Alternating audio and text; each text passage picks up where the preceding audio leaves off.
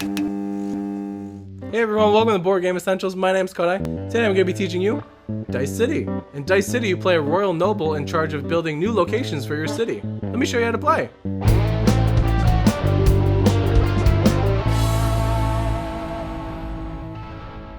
Each player takes a player board and a set of 5 colored dice. Separate the lumber mill, quarry, mine, and regular army cards into 4 individual stacks. Shuffle the location cards to form a face-down deck and deal out 8 locations face-up. Set up the bandit cards in 3 separate piles, the 2 victory points, 3 victory points, and 4 victory point stacks. The 4 victory point stack will have a number of cards equal to the total number of players plus 2. Separate all the tokens into neat separate piles: wood, stone, iron, pass tokens, deactivation tokens, and victory points. The starting player is the player who last rolled a die in a game.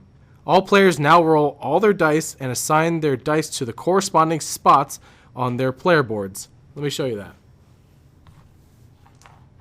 Gonna grab all my dice, roll them up, and I'm gonna assign them. So red 1, blue 6, white 4, yellow 5, and black 4. Like that. That is my starting roll. Now we are ready to play. Dice City is a game where you are a noble in control of a growing city, where it is your job to construct new buildings and locations, train armies, defeating bandits, and exporting goods with trade ships.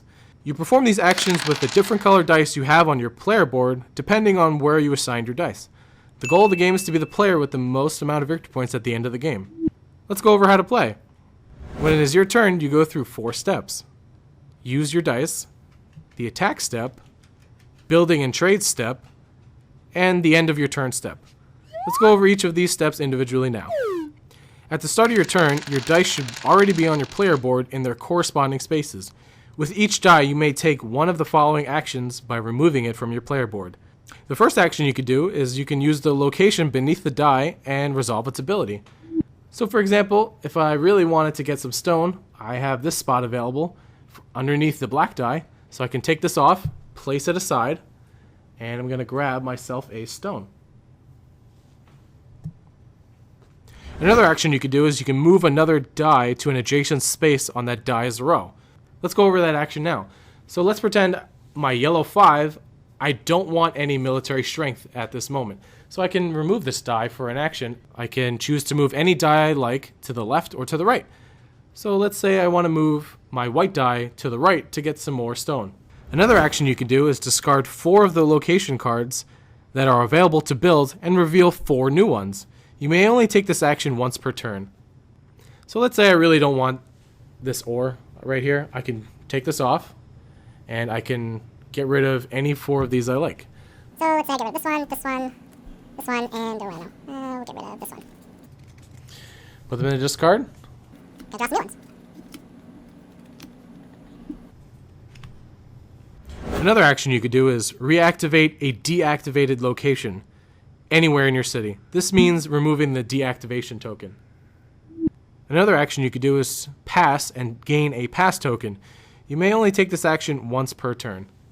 Right now, I don't feel like passing, but there are some benefits to passing. I'll go over them now. Whenever you spend 2 pass tokens on your turn, you can gain 1 resource of your choice, which is wood, stone, or ore. You can increase your army strength by 1 for the turn. The last thing you could do is force all other opponents to re-roll one of their dice of your choice. This happens in clockwise order, starting from your left. To complete the rest of my turn, I will use both the red die and the white die in order to gain resources. So take these off. Here's your ore. Ah, thank you. And your stone, sir. Thank you. Let's quickly go over some location abilities now. At the forest, you gain 1 wood token. At the small house, you gain 1 victory point. The militia adds +1 strength to your army this turn. The traveler lets you re-roll that die and place it on the new numbered spot. Let's go on to the attack step now. The military red locations feature a sword icon in their text ability. This will be your army strength for this turn. Your army strength is determined every turn and is not tracked by any tokens. To earn these swords, you must activate a military location. Now you can do the following actions with your army strength. You can attack the bandits. So you're going to choose a bandit card for which you have an equal or greater amount of strength to defeat it. The number you need to equal or beat is on the bottom left shield value. Then take that card, placing it face down in front of you. You can also attack locations. You can attack other players' locations on their board for which you have an equal or greater amount of strength to defeat it.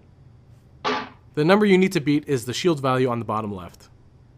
Then place a deactivation token on each location chosen and gain victory points from the supply equal to the bottom right victory point value on that location. Take note that you cannot attack a location that already has a deactivation token, and you can't attack a location that does not have a defense value, such as the starting locations. You can also choose to attack another player's stock resources. Choose another player and take one or more of their player resources in their stock. For each resource, an army strength of 2 is required. You can perform as many attacks as long as you have the army strength to do so. After the attack step, let's go over how to build and trade. You may choose to build new locations in your city from those available in the display, if you have the resources available to do so. Spend the resources from your stock, placing it back into the supply, and acquire the location. You may place your new location anywhere you like on your player board. You can even place it on top of another card. However, the top card will always remain active. What I could buy right now with 2 stone and 1 ore, I could buy the well. I can spend these 2 tokens and buy a well. And I can place this anywhere on my board I like. Let's say I don't want to do any military. So I'm going to place it over that military card and have a new well. So after building the well, I'm going to replace the empty location with a new one. And the new one's a catapult. You may also use the trade ships to export your goods in order to gain victory points. Choose a trade ship card and spend your resources to take that trade ship card. Place the card face down in a pile near you. This brings us to the last step. If you have any resources remaining, you may store 1 of each type: 1 wood, 1 stone, and 1 iron. These are considered to be in your stock. Any resources not stored are lost and returned to the supply. You may keep any number of pass tokens. Your army strength returns to 0.